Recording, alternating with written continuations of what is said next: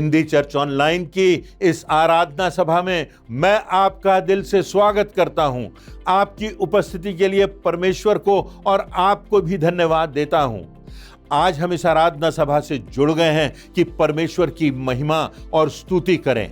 आज परमेश्वर हमसे कह रहा है कि जिन दीवारों से तुम घिरे हुए हो, जिन समस्याओं से तुम ग्रसित हो, जिन परेशानियों से तुम घिरे हुए हो, परमेश्वर उनको तोड़ेगा जब मैं और आप अपने आप को आज्ञाकारिता और विश्वास योग्यता से परमेश्वर की राह पर आगे बढ़ाते जाएंगे। तो आइए हम उसकी आराधना करें, उसके गीतों के द्वारा उसकी महिमा करें, उसके वचन के द्वारा नई प्रेरणा और नया उत्साह और नया बल प्राप्त करें और परमेश्वर की महिमा हमारी जिंदगियों से होती जाए। तो आइए आज हिंदी चर्च ऑनलाइन की इस आराधना सभा में हम आगे बढ़ते हैं, उसकी स्तुति और महिमा करते हुए, उसकी प्रशंसा करते हुए और उसको धन्यवाद देते हुए और उसकी उस महान भेंट को, प्रभु यीशु मसीह को, जो हमारा उद्धार करता है, जगत का उद्धार करता है, उसके बलिदान को स्मरण करते हुए। तो आइए, आपका स्वागत है। हम आराधना में आगे बढ़ते हैं।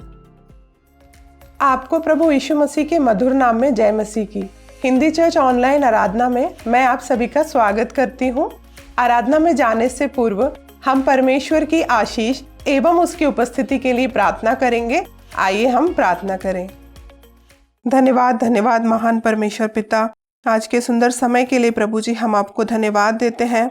हम प्यारे परमेश्वर पिता अपने आप को पूरी रीति से नम्र, शून्य और खाली करते हैं और आपके पाक हुजूरी में आते हैं। आज की इस आराधना में प्रभु जी हम विशेषकर प्रार्थना करते हैं हिंदी चर्च ऑनलाइन के लिए। हम आपका धन्यवाद देते हैं। संपूर्ण आराधना में जो गीत गाए जाते हैं उन गीतों पर आपकी आशीष बनी रहे, उसके लिए हम आपसे प्रार्थना करते हैं। आज के वक्ता के लिए हम विशेष प्रार्थना करते हैं, आपका प्रकाशन आत्मा की भरपूरी बहुतायत से उनकी सहायता कर सके। आज के वचन के लिए प्रभु जी हम आपसे प्रार्थना करते हैं, आज का वचन हमारे गांठ गांठ और हमारे गूदे गूदे को छेदने पाए प्यारे प्रभु, ताकि हमारा जीवन नया हो सके। आपकी ब्यारी के लिए आपका धन्यवाद करते हैं। हम अपने आप को पूरी रीति से तैयार करके उसमें शामिल हो सकें। आने वाला सप्ताह की सुरक्षा को खुदावन हम आपके मजबूत हाथों पे सौंपते हैं।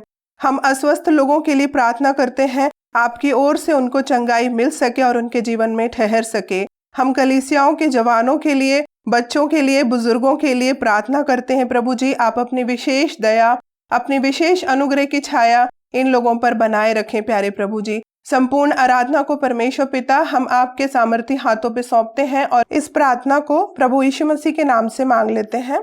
सुने और कबूल करें, आमीन। हे जाति जाति के सब लोगों, यहोवा की स्तुति करो। हे राज राज के सब लोगों, उसकी प्रशंसा करो, क्योंकि उसकी करुणा हमारे ऊपर प्रबल हुई है और यहोवा की सच्चाई सदा की है। यहाँ की स्तुति करो। हमारा परमेश्वर महिमा और स्तुति के योग्य है। बड़े उत्साह के साथ परमेश्वर के आदर और महिमा में हम कुछ गीत और कोरस गाएंगे।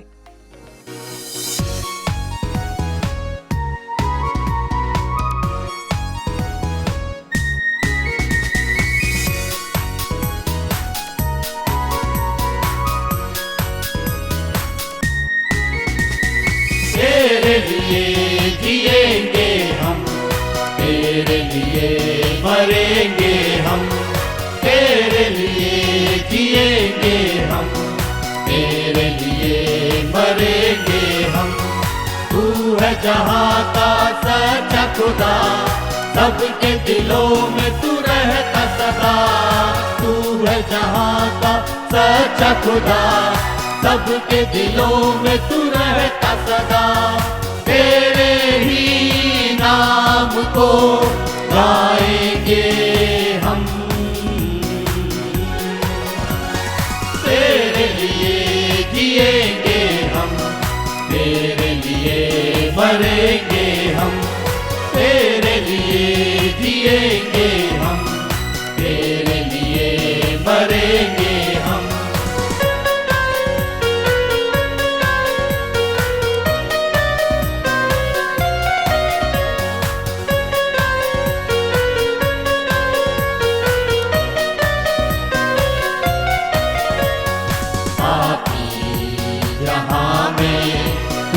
आके मसीह सबके गुनाहों को माफ किया। पापी जहां में तूने आके मसीह सबके गुनाहों को माफ किया। तू है जहां का सच्चा खुदा, सबके दिलों में तू रहता सदा।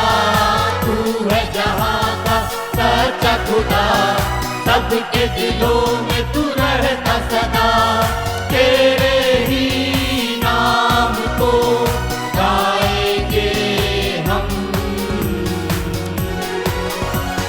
तेरे लिए जिएंगे हम, तेरे लिए मरेंगे हम, तेरे लिए जिएंगे हम, तेरे लिए मरेंगे हम।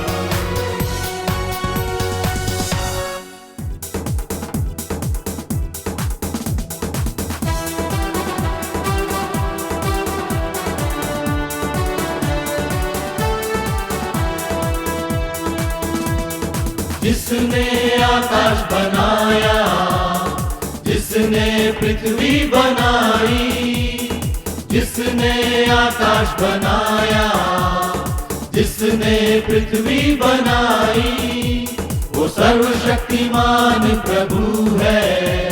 वो यहोवा हमारे संग संग है। वो सर्वशक्तिमान प्रभु है।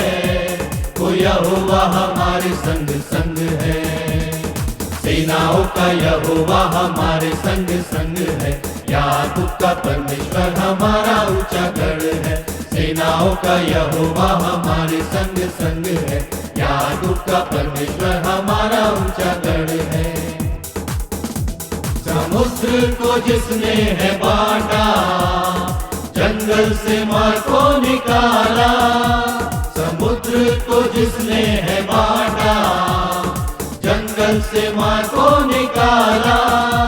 वो वायदों को करता है पूरा। वो यहोवा हमारे संग संग है। वो वायदों को करता है पूरा। वो यहोवा हमारे संग संग है।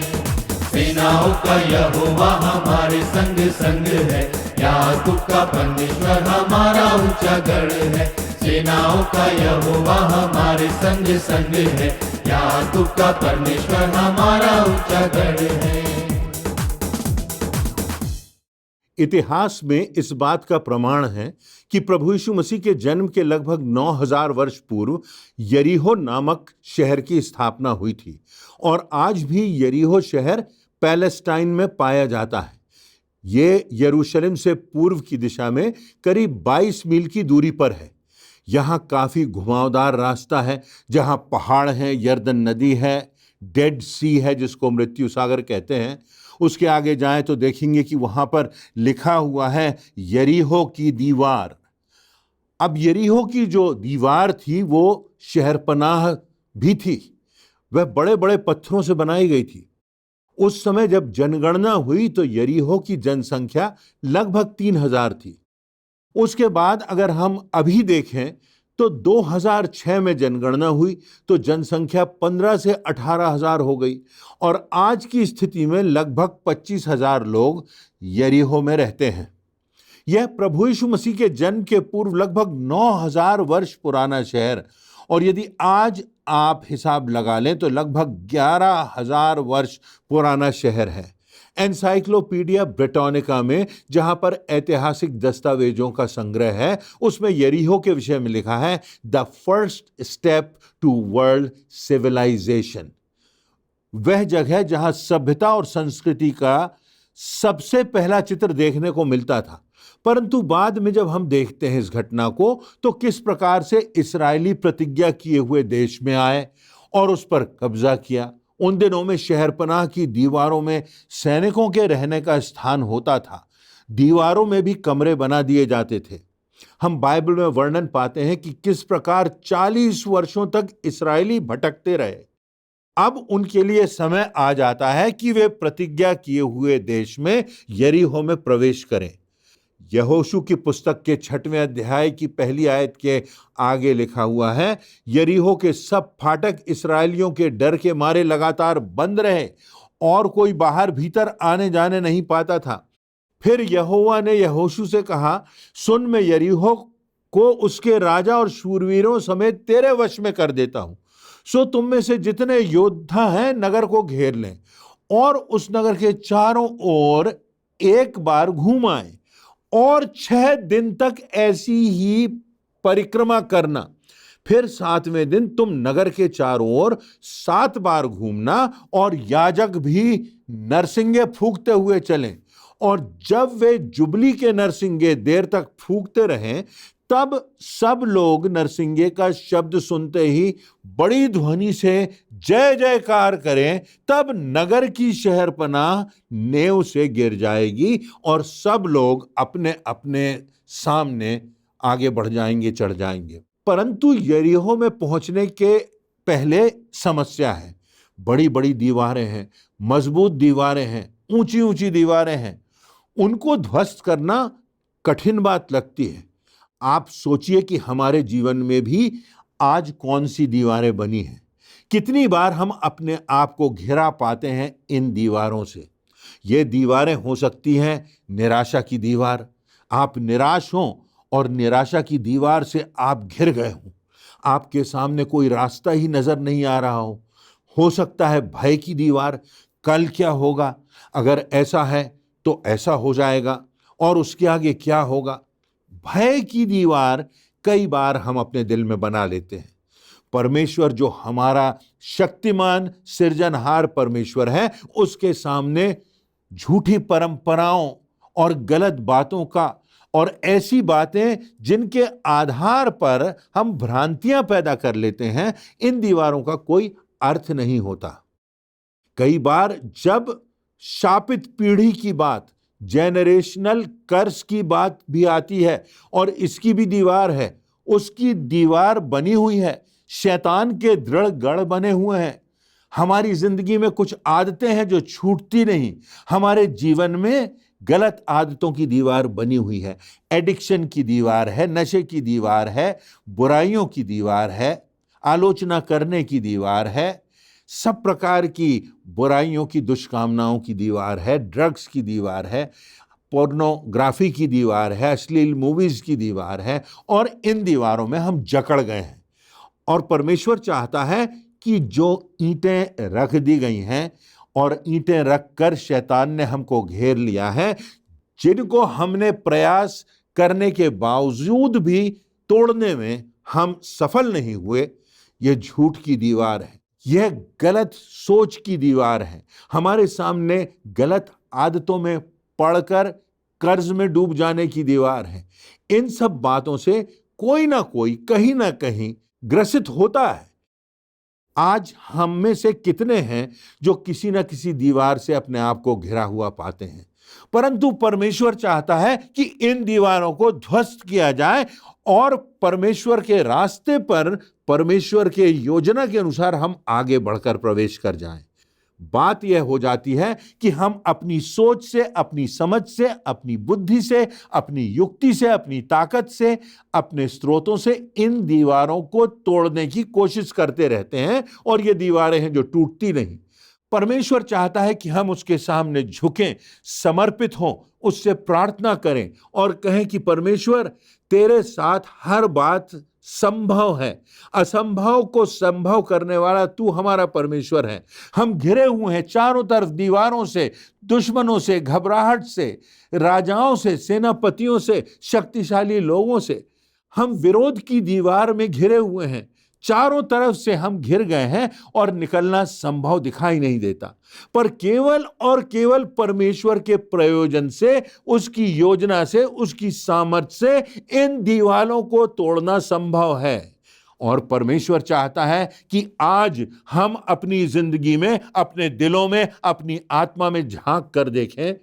वो तो देख रहा है और माने कि परमेश्वर चाहता है कि हम इन दीवालों को तोड़े और उस पर निर्भर हों, और परमेश्वर इन दीवालों को तोड़ सकता है। तो इसी संदर्भ में 3 बातों पर हम गौर करेंगे। पहली बात जो इस घटना में दिखाई देती है वो ये कि जटिल परिस्थितियों में हमारा नजरिया सांसारिक हो जाता है परंतु परमेश्वर के वचन के दृष्टिकोण से जब हम परिस्थितियों को देखते हैं तो बड़ी विचित्र सी बात है। यहोशू 6 और उसकी पहली दूसरी आयत देखिए, जहां पर लिखा हुआ है कि और यरीहो के समय फाटक इस्राएलियों के डर के मारे लगातार बंद रहे और कोई भी बाहर भीतर आने जाने नहीं पाता था। फिर यहोवा ने यहोशू से कहा, सुन, मैं यरीहो को उसके राजा और शूरवीरों समेत तेरे वश में कर देता हूं। अभी तो जो एमोराइट्स हैं, जो मिद्यानी लोग हैं, वे सब यहां रह रहे हैं, परंतु परमेश्वर यहोवा यहोशू को बुलाता है और सब इस्राएलियों से अलग करता है। और ऐसा लगता है कि परमेश्वर का यहोशू से अलग से वार्तालाप होता है और परमेश्वर उससे कहता है, मैंने ये कर दिया है, मैंने तेरे वश में इनको कर दिया है, इन शत्रुओं को तेरे अधिकार में कर दिया है। अब यहोशू सोचता होगा कि परमेश्वर क्या कह रहा है कि मैंने राजा को, नगर को तेरे वश में कर दिया है, लेकिन मैं तो अभी वहां पर गया ही नहीं हूं।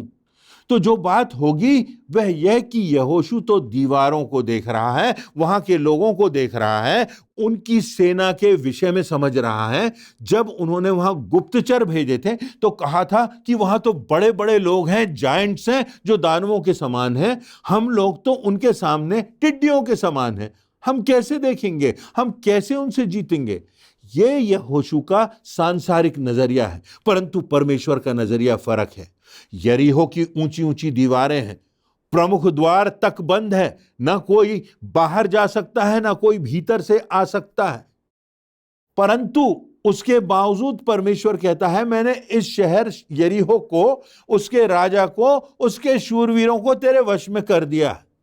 हमें समस्याएं दिखाई देती हैं क्योंकि हम वर्तमान से बंधे हैं, हम समय के पार नहीं देख सकते, परंतु परमेश्वर समय के पार देख सकता है। परमेश्वर को विजय दिखाई दे रही है। हम बंद दरवाजे देखते हैं, परंतु परमेश्वर को वो पूरी दीवारें ध्वस्त दिखाई दे रही हैं।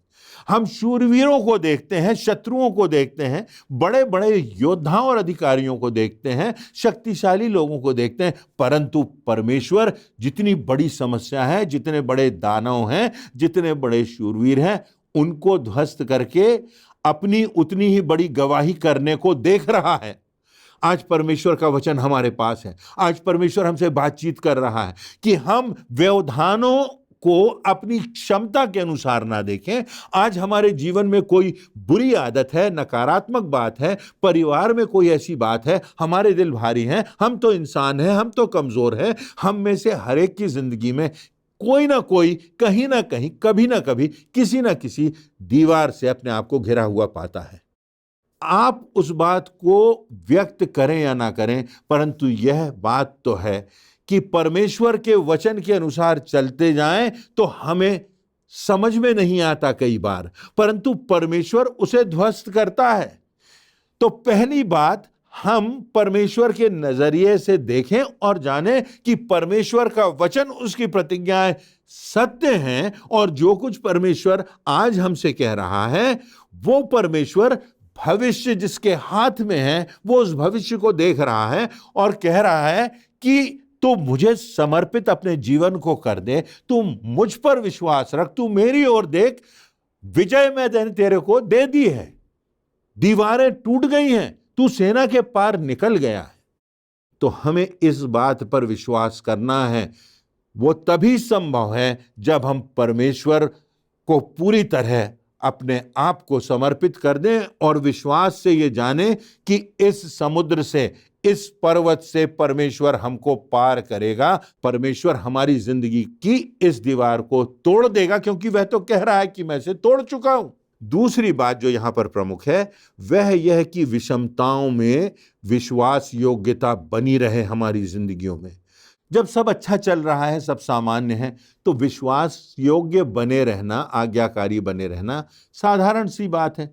परंतु विषमताओं में क्या हम आज्ञाकारी हैं कि परमेश्वर की दृष्टि में हम विश्वास योग्य हों? आज्ञाकारी होंगे तो विश्वास योग्य होंगे, आज्ञाकारी नहीं होंगे तो विश्वास योग्य कैसे होंगे? यहां सामने यरीहो की दीवार है और परमेश्वर यहोशू को बुलाता है और कहता है, तुम लोग जाओ और जाकर 6 दिन, यानी हर दिन एक एक चक्कर लगाओ, केवल चक्कर लगाओ, कोई ध्वनि मत करो, बाजे गाजे मत बजाओ, कोई गीत मत गाओ। यहां तक कि यहोशू 6:10 में लिखा है, कोई शब्द सुनने में ना आए, कोई बात तुम्हारे मुंह से ना निकलने पाए। आज्ञा पाते ही जय जयकार करना, एक शब्द भी उसके पहले कुछ मत करना, बस जाओ और एक चक्कर लगाओ, दूसरे दिन दूसरा चक्कर लगाओ, तीसरे दिन तीसरा चक्कर लगाओ। हमारे साथ भी ऐसा ही हो रहा है कि परमेश्वर के वचन के अनुसार हम यदि चल रहे हैं, कोशिश कर रहे हैं, एक चक्कर पूरा कर लिया है, दूसरा चक्कर पूरा कर लिया है। यहोशू सोच रहा होगा ये क्या है, ये क्या हो रहा है, परमेश्वर ये क्या कर रहा है, इसमें परमेश्वर की क्या योजना है। 40 वर्षों से हम लोग चले आ रहे हैं, जंगलों में भटक रहे हैं, हमने आश्चर्य कर्म देखे हैं, हमने देखा है कि किस प्रकार से लोगों ने परमेश्वर की आज्ञा को तोड़ा है, किस प्रकार से मूसा की व्यवस्था को ठुकराया है, और लोग भटकते हुए यहाँ तक पहुंचे हैं। ना जाने मूसा से, यहोशू से कितनी शिकायतें लोगों को होंगी, कितनी समस्याएं सुनी होंगी, उनका समाधान करने का प्रयास किया होगा। 40 वर्षों से संघर्ष की यात्रा करते हुए यहां पहुंचे। अब परमेश्वर कहता है कि तुम 6 दिन चक्कर काटो। यह बड़ा शहर नहीं था, एक चक्कर काटने में लगभग 1 घंटा लगता था। पर वो सोचते होंगे कि ये कैसे होगा, हमारे पास तो कोई ऐसा औजार है नहीं कि हम दीवारों को तोड़ सकें। परमेश्वर क्यों नहीं कोई आग बरसा देता, परमेश्वर क्यों नहीं कोई भूकंप ला देता कि दीवार टूट जाए। परमेश्वर की योजना भिन्न है। परमेश्वर की योजना हमारी समझ में नहीं आती। अक्सर जब परमेश्वर ने इब्राहिम को आज्ञा दी कि निकल जा, तो लिखा हुआ है कि वो नहीं जानता था कि कहाँ जाता है, पर निकल गया। निकलना है, कहाँ जाता नहीं मालूम, उसको समझ में नहीं आता। जब परमेश्वर ने इब्राहिम से कहा होगा कि इसहाक को जाकर बलिदान कर दे, उसकी समझ में नहीं आता होगा कि ये कैसी बात है कि इसहाक को बलिदान कर दे। जब यूसुफ परमेश्वर के साथ साथ चलता था, उसके बाद भी उसके साथ विश्वासघात हुआ। उसके भाइयों ने उसको गड्ढे में डाल दिया, उसके भाइयों ने उसको बेच दिया। जिन्होंने खरीदा था उन्होंने किन्हीं और लोगों को बेच दिया।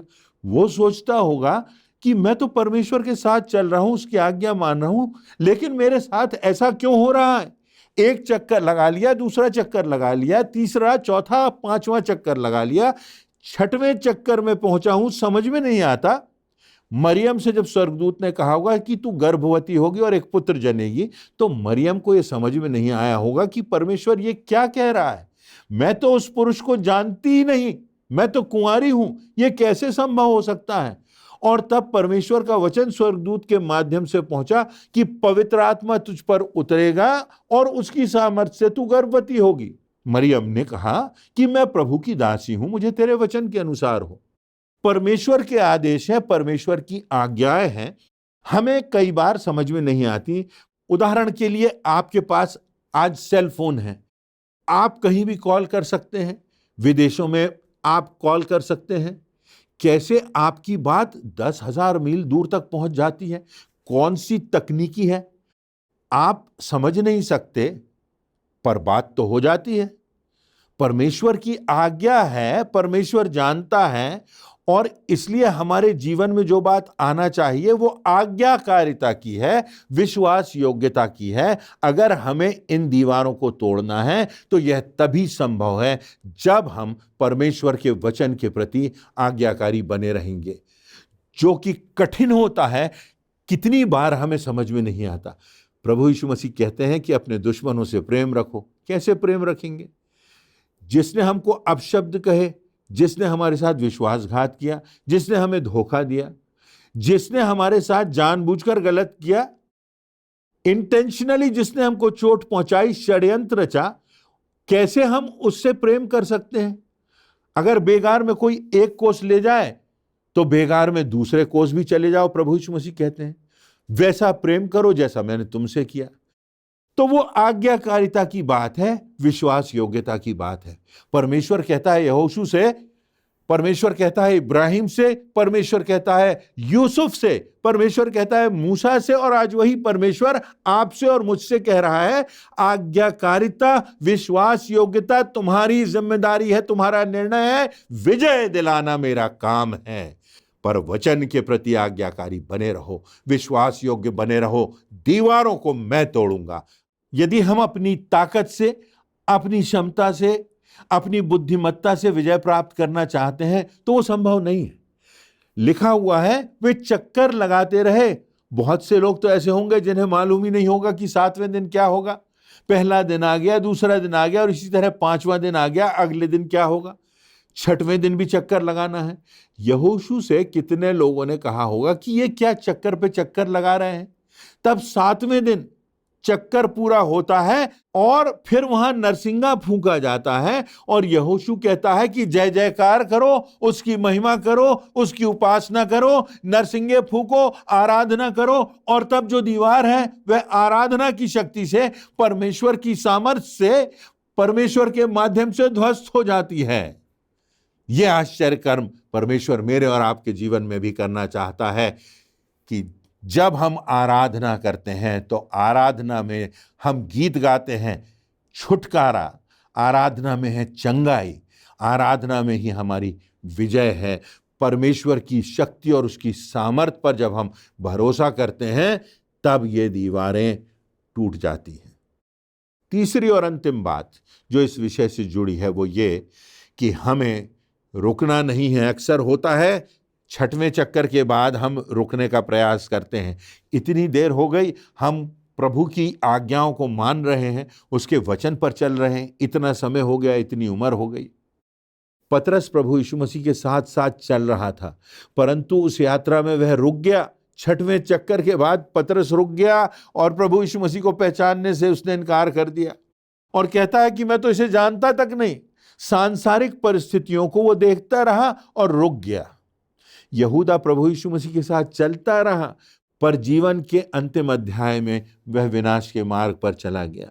आगे इस घटना में हम देखें तो यहोशू की पुस्तक के 6वें अध्याय की 20वीं आयत में लिखा है, तब लोगों ने जय जयकार किया और याजक नरसिंगे फूंकते रहे। और जब लोगों ने नरसिंगे का शब्द सुना तो फिर बड़ी ध्वनि से उन्होंने जय जयकार किया।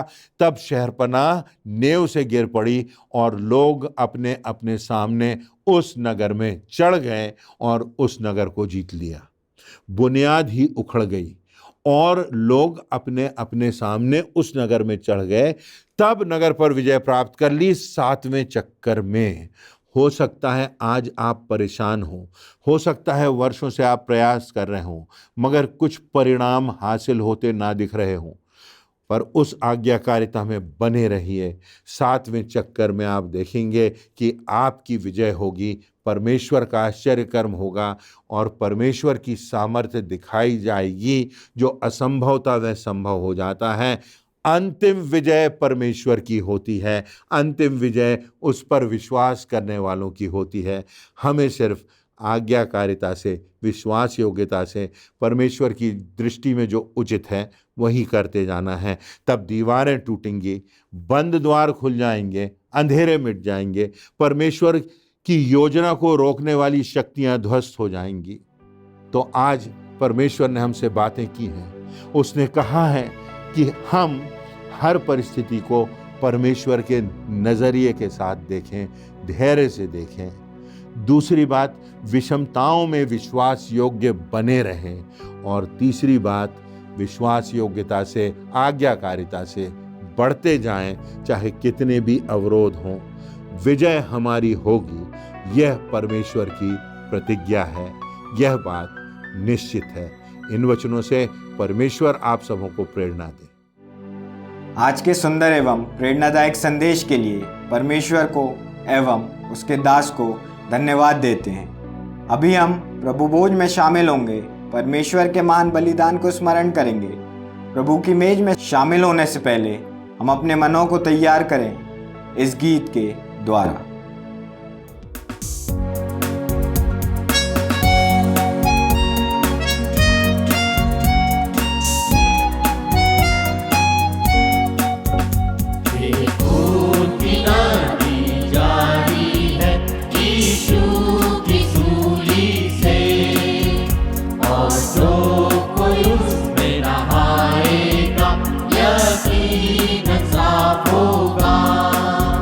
मैं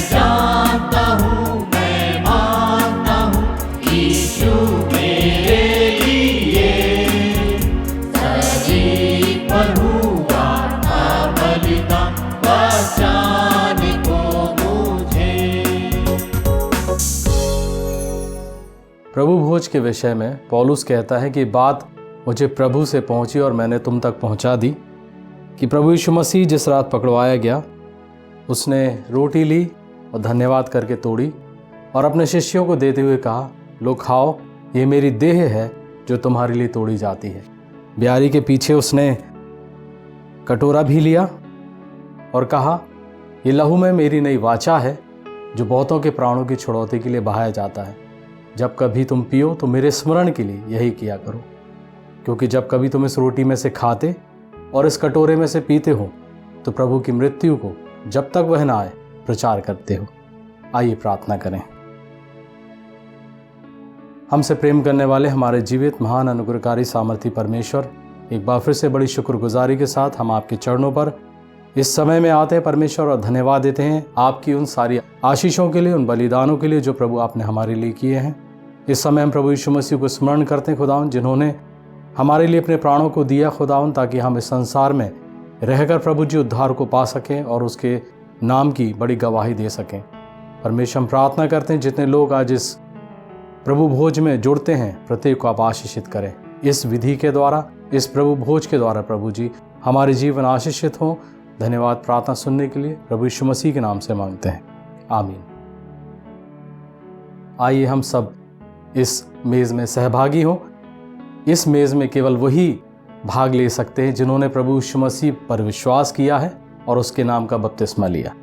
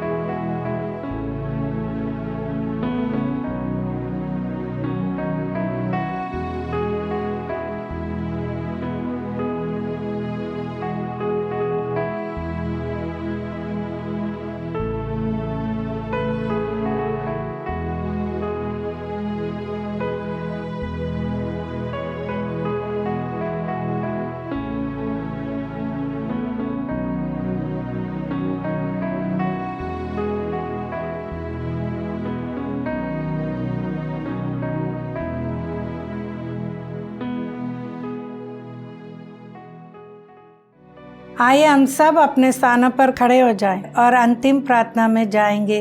प्रार्थना के पश्चात प्रार्थना के रूप में कोरस गाएंगे और परमेश्वर पिता की आशीष ग्रहण कर आज की इस आराधना को समाप्त करेंगे। आइए हम प्रार्थना करें। पिता परमेश्वर, इस सुंदर अवसर के लिए धन्यवाद देते हैं। धन्यवाद देते हैं सारी उत्तम आशीषों के लिए, आपकी प्रेम के लिए, क्षमा के लिए, त्याग के लिए, मार्गदर्शन के लिए, करुणा के लिए और सुरक्षा के लिए।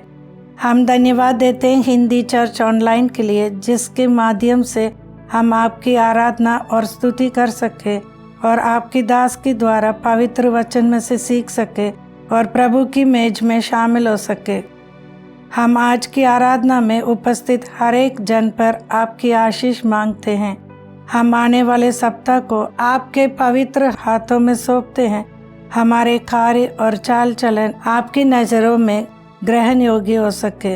सारी महिमा, आदर और सम्मान आपको देते हुए इस विनती को प्रभु यीशु मसीह के नाम से मांगते हैं, आमीन।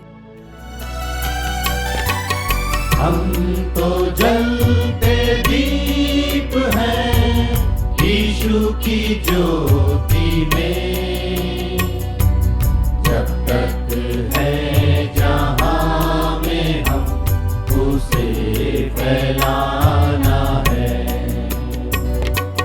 अंधियारी डगर में हो, आंधियां कहीं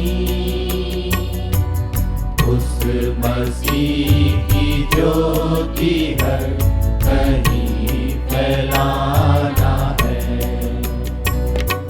हम तो जलते दीप हैं। आइए हम परमेश्वर की आशीष ग्रहण करें। अब हमारे पिता परमेश्वर का प्रेम, प्रभु ख्रीष्ट का अनुग्रह और पवित्र आत्मा की शांति और सहभागिता हमारे साथ और प्रत्येक विश्वासी के साथ अब से लेकर अंत तक होती रहे। आमीन।